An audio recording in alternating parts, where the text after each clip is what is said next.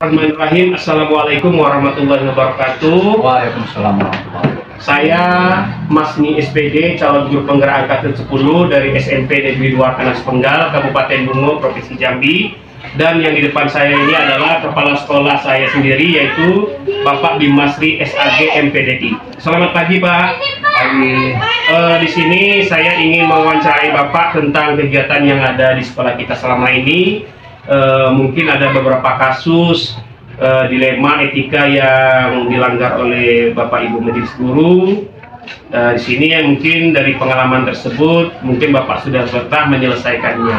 Baik Pak, pertanyaan pertama, selama ini bagaimana Bapak dapat mengidentifikasi kasus-kasus yang merupakan dilema etika atau bujukan moral? Ya, makasih Pak calon guru penggerak angkatan ke-10. Sebenarnya dilema etika ini di mana saja kita bertugas pasti akan muncul. Jadi dalam hal ini kami mencoba untuk menyelesaikan dilema etika ini, pertama melihat konteks, melihat situasi itu juga. Kemudian di dalam menyelesaikan atau memutuskan sebuah dilema etika, tentunya kita perlu memiliki beberapa prinsip dalam pengambilan keputusan.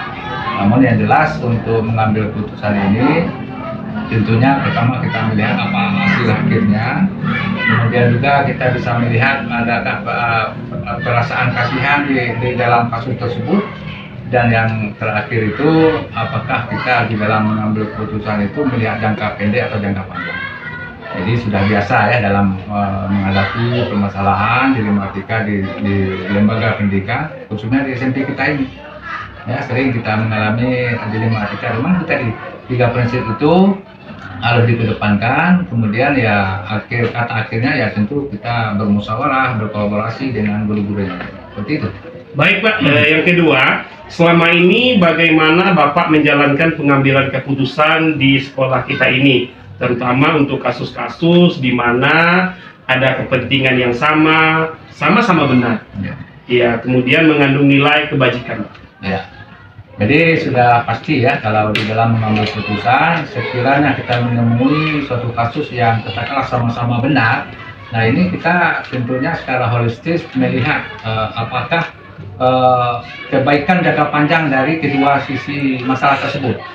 Nah kemudian juga kita ya memanggil mungkin guru-guru yang senior juga kita bermusyawarah. Namun keputusan itu yang utamanya ya itu tadi kita harus melihat apakah efek jangka panjangnya itu berdampak positif. Nah itu yang kita dahulukan. Kalau memang ada yang lebih positif di antara dua itu, kemudian kita lihat dari berbagai sudut, maka kita ambil ya itu satu yang kita ambil ya yang lebih menguntungkan untuk sekolah kita. Baik Pak, kemudian ketiga, langkah-langkah atau prosedur seperti apa yang biasa Bapak lakukan selama ini?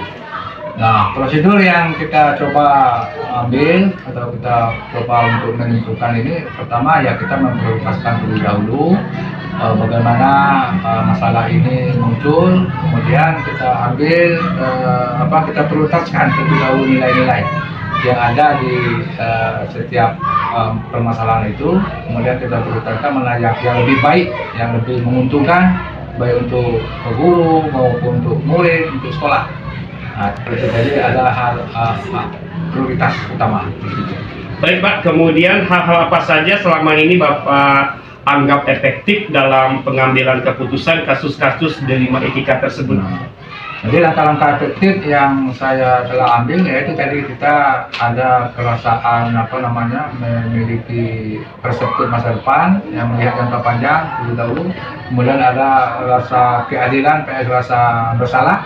Nah ini harus kita benar-benar kita pahami secara mendalam, karena apabila kita tidak punya rasa kasihan juga akan memberikan dampak yang tidak baik. Nah, cuman ketika kita mengikuti peraturan juga simalakama, jadi kita baik-baik sama-sama melihat dari kedua unsur ini mana yang menguntungkan, yang penting tidak merugikan semua pihak. Nah, baik Pak, kemudian yang kelima, hal-hal apa saja selama ini yang merupakan tantangan dalam pengambilan keputusan dalam kasus dilema etika ini? Nah, jadi tantangan tetap ada. kalau kita sebuah lembaga pendidikan, sebenarnya di dalam kita ini sebenarnya tidak ada tantangan. Apabila kita mau berkolaborasi dengan semua pihak, terutama guru, kemudian staf tata usaha, namun di sisi lain ini yang dari luar, tantangan ini bisa saja dari organisasi kita. Misalnya mereka mengatakan A, sementara kita mengatakan B. Ini kadang-kadang yang jadi perang batin. Kalau dalam sekolah kita ini tidak ada, yang ada ini kadang-kadang dari organisasi dari luar. Nah, itu tantangan yang selama ini kita usahakan. Mudah-mudahan bisa diatasi ya Pak ya. Baik Pak, yang keenam, apakah Bapak dalam melaksanakan ini tak kalah ada jadwal tertentu dalam sebuah penyelesaian kasus delik etika, kemudian langsung menyelesaikan di tempat atau memiliki sebuah jadwal tertentu untuk menyelesaikannya Pak? Kemudian bentuk prosedur seperti apa yang Bapak agendakan selama ini? Sebenarnya jadwal tertentu tidak ada. Jadi ketika kita muncul, kita langsung saja menyelesaikan. Biar cepat. Kalau lambat nanti sudah basi kalau sekarang. Jadi kalau jadwal khusus sudah ada, tapi ketika muncul dilematika kita langsung untuk merembuk, kemudian kita memutuskan mana yang terbaik.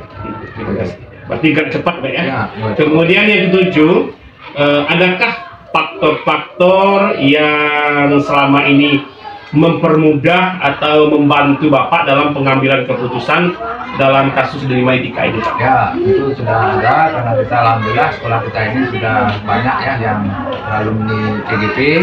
Jadi kita melibatkan alumni CGP kita di dalam menyelesaikan etika. Jadi kita bukan sendiri saja, tapi kita melibatkan guru penggerak yang ada di sekolah kita sehingga dapat menyelesaikan ini. Baik Pak, ini pertanyaan terakhir Pak ya.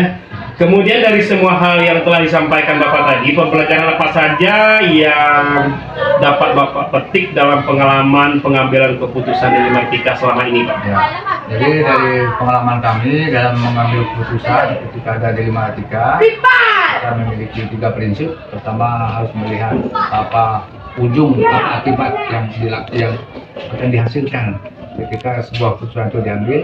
Kemudian kita memiliki perasaan yang empati terhadap permasalahan yang ada ketika menghadapi etika. Kemudian ada rasa peduli yang sangat tinggi di sekolah kita, sehingga pengalaman-pengalaman itu dapat kita lakukan dengan baik dalam menyelesaikan delima etika, sehingga mudah ya, terasa mudah karena sudah ada teori-teori yang kita pelajari seperti itu. Baik Pak, terima kasih atas wawancara kita hari ini. Mudah-mudahan di sekolah kita ini semua masalah bisa teratasi dengan baik dan dalam arti kata tidak ada unsur-unsur delima etika lagi yang bisa tidak terpecahkan. Saya akhiri, wassalamualaikum warahmatullahi wabarakatuh. Waalaikumsalam warahmatullahi wabarakatuh.